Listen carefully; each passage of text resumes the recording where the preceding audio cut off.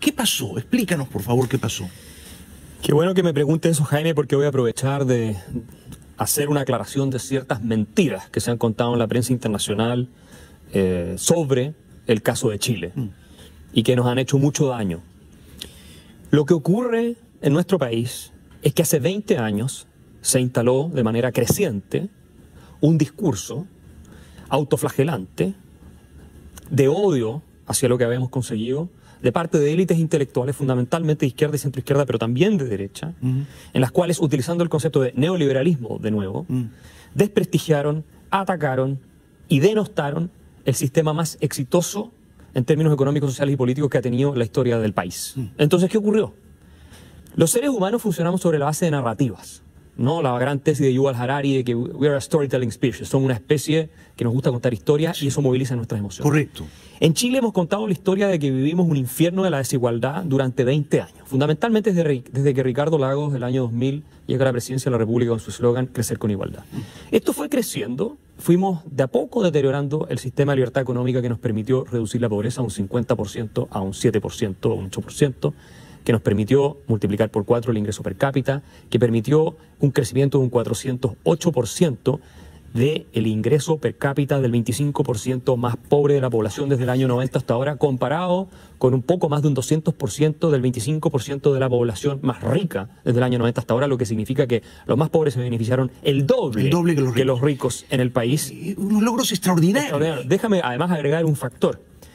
La desigualdad, el año 90, el índice Gini marcaba, como todos sabemos, hacia 1, mientras más cerca de 1, más desigual, más cerca de 0, más igual, marcaba un 0.57.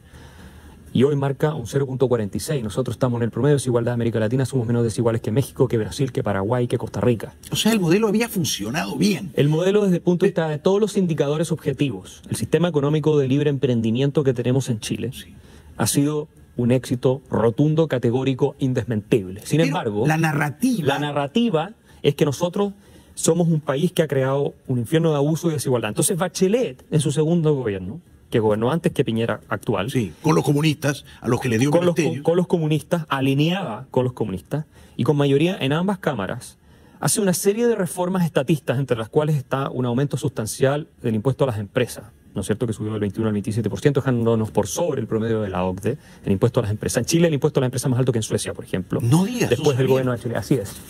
Y lo cual afectó la inversión y la hizo caer por primera vez desde el año 60, 4 años consecutivos. El gobierno de Chile vio caídas, cifras negativas de inversión. El crecimiento real de salario disminuyó más de un 50%, y el crecimiento económico del país se fue de un 5,3% promedio en el gobierno anterior de Sebastián Piñera a menos de un 2% en el gobierno de Michelle Bachelet. Todo lo cual generó un virtual estancamiento absoluto del progreso en las grandes clases medias del país y que se sintieron cada vez más asfixiadas. ¿Cómo llega Piñera al gobierno? Prometiendo tiempos mejores. Ese era el eslogan de campaña de Sebastián Piñera. Sebastián Piñera llega al poder, asume, y no logra conseguir esos tiempos mejores porque no revierte las reformas de Bachelet. También hay que decir que no tenía mayoría en el Congreso, pero él no utiliza el capital político que tiene desde el principio. Él ganó casi por 10 puntos de diferencia aproximadamente. Recuerdo. Frente al candidato socialista. No utiliza ese capital para mandar una materia de reforma extremadamente agresiva, diciendo que si no se aprueban las reformas, entonces la economía no va a salir adelante y que por lo tanto es culpa de la oposición de izquierda que está sentada en el Congreso. No hizo eso, no está en su naturaleza, hizo mal los cálculos y esto, yo creo, le termina explotando. Si el país hubiera estado creciendo un 5%, no tendríamos hoy día esa crisis que estamos viendo. Ahora, a esto hay que agregar un discurso que se instaló también durante 20 años, demoliendo el principio de autoridad, demoliendo la credibilidad de Fuerzas Armadas y Carabineros, apuntalando básicamente activistas en lugar de jueces.